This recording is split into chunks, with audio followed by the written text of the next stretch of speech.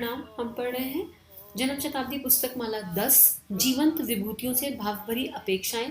आइए एक गायत्री मंत्र से प्रार्थना करते हैं कि हमारे भीतर वो शक्ति प्रवाहित हो रही है जिससे हम समय की, युग की, राष्ट्र की पुकार को सुन पा रहे हैं और उसके अनुसार जीवन जी पा रहे हैं। ओम भूर्भुवः स्वः तत्सवितुर्वरेण्यं भर्गो देवस्य धीमहि धियो यो नः प्रचोदयात्।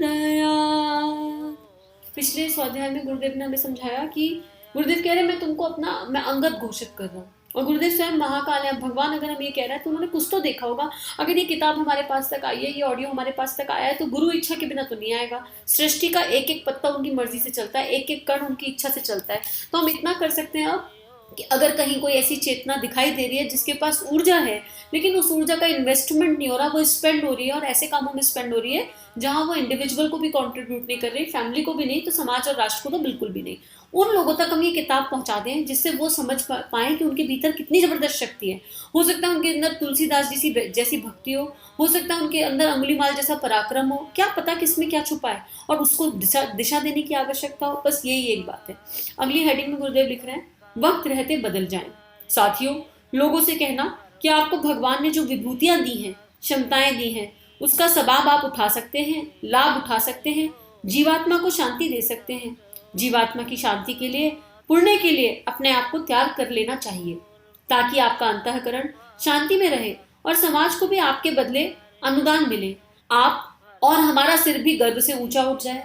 समय से पहले हम अंगद के तरीके से इसलिए आपके पास आए हैं ताकि यह बता सके कि आपको वक्त रहते बदल जाना चाहिए और लाभ उठा लेना चाहिए। अब इन शब्दों में कहीं ना कहीं एक वार्निंग भी है, अगर देखा जाए सूक्ष्म से वार्निंग है कि अब हम आपके पास आ गए, अगर अब भी नहीं बदलोगे। भाई कितना एक माँ बच्चे को समझाती है, कई बार समझाती है, लेकिन एक ऐसा समय आता है जब माँ को चमाट भी लगाना पड़ता है बहुत जोर का। बदले में अंदर तो ममता का ही भाव होता है ना, अंदर तो मातृत्व भाव ही होता है ना बच्चे के कल्याण के लिए। तो अब गुरुदेव बड़े प्यार से समझा रहे हैं कि अगर अभी भी नहीं जागोगे तो कब जागोगे।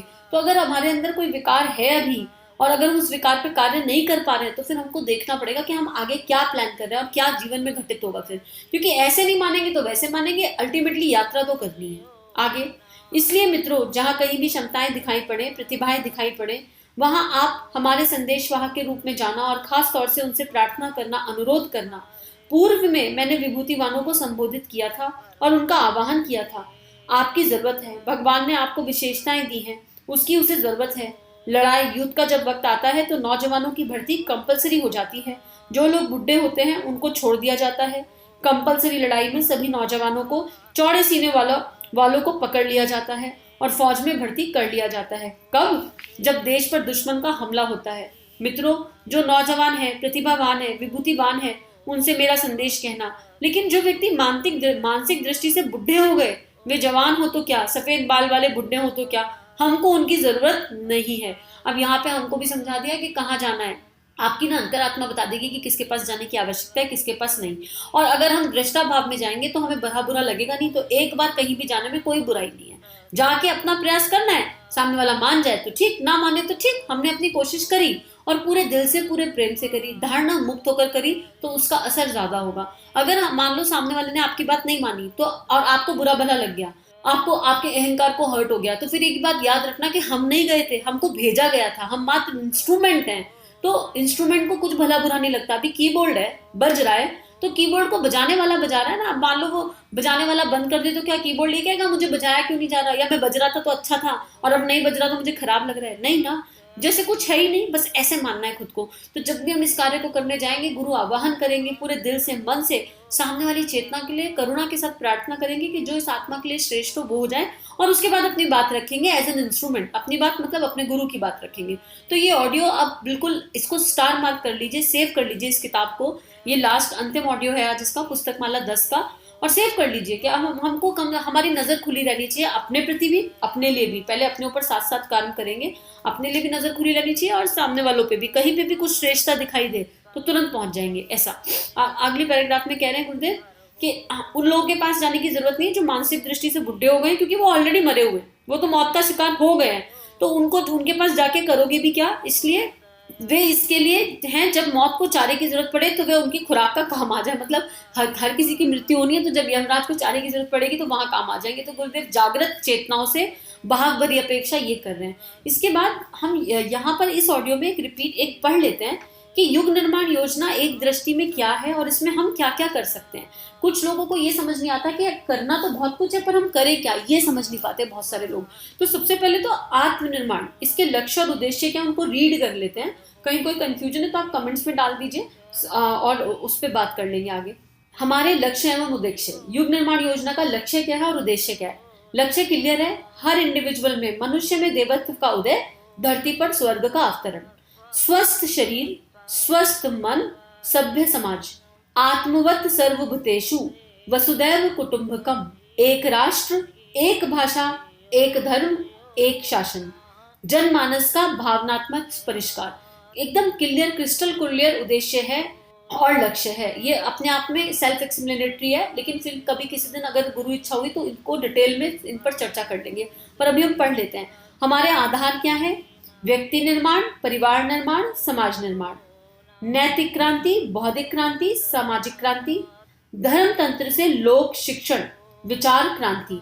धर्म तंत्र, इसके ऊपर पूरी किताब पढ़ी है हमने पिछले टाइम, अभी इससे पहली वाली किताब धर्म तंत्र के ऊपर थी, और धर्म तंत्र के थ्रू लोक शिक्षण कैसा होना चाहिए गुरुदेव ने पूरा उसमें समझाया है। हमारे उद्घोष, हम बदलेंगे युग बदलेगा, हम सुधरेंगे युग सुधरेगा। अपने से यात्रा शुरू है। जब कह रहे हैं हम बदलेंगे, मतलब आत्मनिर्माण जब होगा तो समाज निर्माण, परिवार निर्माण, व्यक्ति निर्माण, सब कुछ अपने आप घटित होने लगेगा। हमारा प्रतीक लाल मिसाल, ज्ञान यज्ञ का, उसमें जो लाल मिसाल है उसमें ज्ञान यज्ञ है, उसका मतलब है आलोक का वितरण, जो प्रकाश है वो चारों तरफ फैल रहा है, का सामूहिक सशक्त प्रयास। आप लाल मिसाल का गूगल पे फोटो देखेंगे तो आपको समझ में आ जाएगा, उसमें उसके आइकन्स के मीनिंग भी दिए हुए हैं। हमारा संविधान, युग निर्माण सत्संकल्प। हमारी ध्रुव मान्यता है, मनुष्य अपने भाग्य का निर्माता आप है, जो जैसा सोचता और करता है वैसा ही बन जाता है। आत्मनिर्माण के 2 सूत्र, उत्कृष्ट चिंतन मतलब श्रेष्ठ चिंतन, आदर्श कर्तव्य, कर्तव्य की बात करनी है, खाली प्लानिंग के स्तर पर नहीं रहना। जीवन निर्माण के 4 स्तंभ, साधना, स्वाध्याय, संयम, सेवा। आध्यात्मिक जीवन के 3 आधार, उपासना, साधना, आराधना। प्रगतिशील जीवन के 4 चरण, समझदारी, ईमानदारी, जिम्मेदारी, बहादुरी। संयमशीलता के 4 स्तंभ, इंद्रिय संयम, अर्थ संयम, समय संयम, विचार संयम। आत्मिक प्रगति के 4 चरण, आत्मचिंतन अर्थात आत्म समीक्षा, इंट्रोस्पेक्शन, आत्म सुधार, आत्मनिर्माण, आत्म विकास। परिवार निर्माण के पंचशील, श्रमशीलता, सुव्यवस्था, शालीनता अर्थात शिष्टता, सहकारिता, मितव्यता। 3 शरीर, स्थूल, सूक्ष्म, कारण, फिजिकल, मेंटल, इमोशनल बॉडी। 3 साधना, ज्ञान योग, कर्मयोग, भक्ति योग। मानवीय सत्ता के 3 पक्ष, भावना, विचारना, क्रिया, प्रतिक्रिया, क्रिया, प्रक्रिया। उक्त तीनों के परिष्कार के 3 साधन, श्रद्धा, प्रज्ञा, निष्ठा। 3 को सुधारे, गुण, कर्म, स्वभाव। 3 को संवारे, चिंतन, चरित्र, व्यवहार। 3 को त्यागे, लोभ, मोह, अहंकार, वासना, तृष्णा, अहंता, पुत्रेषणा, वितेषणा, लोकेषणा। 3 को धारण करें, ओजस, तेजस, वर्चस। 3 सम्मानीय हैं, संत, सुधारक, शहीद। जागृत आत्माओं का दायित्व, युग धर्म का निर्वाह, वयम राष्ट्रे जगरयाम पुरोहिता। हमारी उद्घोषणा, 21वीं सदी उज्जवल भविष्य। ये सारे सूत्र अगर आपको 1 गो में पढ़ने हैं तो अभी थोड़े दिन पहले एक पुस्तक पढ़ी है, चैनल पर है, सफल जीवन की दिशा धारा। उसमें ये सारे पॉइंट्स पूरे डिटेल में गुरुदेव ने लिखे हैं और उनको पूरा एक्सप्लेन किया गया है। आप चैनल पर जाओगे तो आपको किताब मिल जाएगी, और वो किताब स्पेशली यूथ के लिए है। उसमें उसके चाहे टाइटल में भी यही मेंशन किया गया है, अ बुक फॉर यूथ। तो जिनको भी इसके बारे में और डिटेल में जानना है वो उस किताब को जरूर सुन लें। उसके कुछ 30 आई थिंक 40 ऑडियोज होंगे अपर साइड, और उन ऑडियोज में ये सारे युग निर्माण योजना को पूरा समझाया गया पॉइंट टू पॉइंट कि एक एक चीज का मतलब क्या है। तो आज के लिए इतना ही, अगली किताब के साथ शुरू करेंगे, जन्म शताब्दी पुस्तक माला 11। आप सबको फिर से बहुत बहुत सारा धन्यवाद, बहुत सारा ग्रैटिट्यूड। जितना भी धन्यवाद दूं उतना कम है, लेकिन फिर भी। और एक अनुरोध आपसे, अब ये कहने में भी शर्म नहीं आ रही कि चैनल को सब्सक्राइब कीजिए, लाइक कीजिए और ज़्यादा से ज़्यादा लोगों तक पहुंचाइए, क्योंकि दुनिया का ऐसा दस्तूर है, जो दिखता है वो बिकता है, सीधी बात है। लेकिन अगर आपकी आत्मा को स्पर्श किया है, अगर आपको लगता है कि इससे आपके जीवन में परिवर्तन आ रहा है, तो इस कार्य को कर दीजिए और एक एक ऑडियो को कम से कम 100 लोगों तक तो मिनिमम भेजिए। क्या पता कब कौन सी चीज़ गुरुदेव की भेजी हुई किसके जीवन में परिवर्तन ले आए। सभी को बहुत बहुत प्रणाम और एक ही प्रार्थना, हम सबका जीवन गुरु तत्व के सूक्ष्म सानिध्य में हर पल हर क्षण मंगलमय बीते। सभी को प्रणाम। हमारे YouTube चैनल को सब्सक्राइब कीजिए और बेल आइकन पर क्लिक कीजिए ताकि आने वाली सभी वीडियो की नोटिफिकेशन आपको मिलती रहे। आप सभी को बहुत बहुत थैंक यू।